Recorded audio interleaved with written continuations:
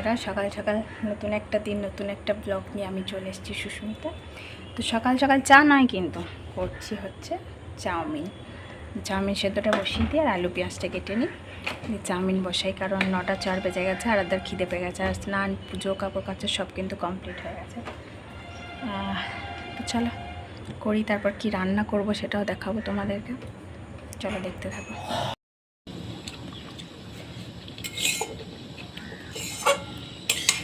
Chowmein মঙ্গল খাবি, খানি একটু সাইডে দিয়ে দেবো।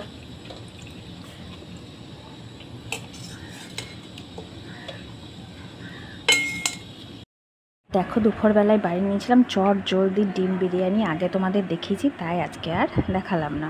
দুপুরবেলায় খাওয়া দাওয়া করে কিন্তু রান্নাবান্না শুরু করে দিয়েছি। এটা হচ্ছে মুরগির ঝাল রান্না, কারণ রাত্রে রমেনরা আসবে, ওরা খেতে চেয়েছে, আর তার সাথে করব পোলাও। তো চিকেন হওয়ার কথা ছিল, কিন্তু ওরা এটাই খেতে চেয়েছে। তো ওদের ওখানে পাওয়া যায় না সেরকমভাবে, বোলপুর এলে ওরা খায় বলে ওরা ভীষণ ভালোবাসে আমার হাতের এই রান্নাটা। তো তাই ওদের জন্য করেছিলাম মুরগির ঝাল, স্কিনটা আর পোলাও। দেখাবো তোমাদের। বেলাতে আমরা সবাই রেডি হয়ে নিচ্ছিলাম, বৈশাখী, আমি, রমেন। এই যে রমেনরা চলে এসছে, যাদের আসার কথা ছিল, মঙ্গল, মা, সবাই মিলে বেরিয়ে যাচ্ছি রথ দেখতে। আর আমরা যাব জনতা ফার্মেসির ওখানে, ওদের বাড়িতে শুধু ম্যাপ পটি, তো ওই জন্য ম্যাপ। আরাধ্যা রেডি হয়ে গেছে। বাজারে বন্ধু প্রচুর ভিড় ছিল, আর আমরা খুব মজা করেছি সবাই মিলে একসাথে বেরিয়ে। প্রচুর রথ দেখাও হয়েছে, খাওয়া দাওয়া, আইসক্রিম খাওয়া হয়েছে, দিদিদের সাথে দেখা হয়েছে, তাদের সাথেও একটু গল্প গুজব চলেছে।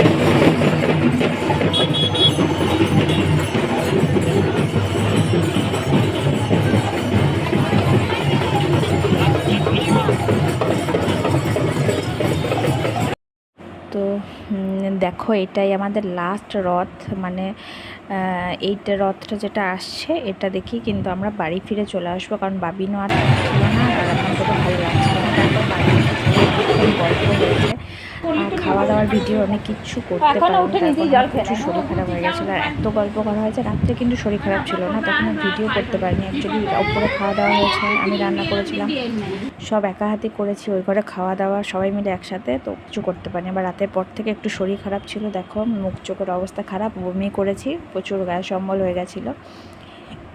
তো শরীরটা একটু খারাপই ছিল। পরের দিন সকাল থেকে খুব হালকা হালকা রান্না করেছি, কোনো রকম রান্না করছি আর শুচ্ছি, এই করছিলাম।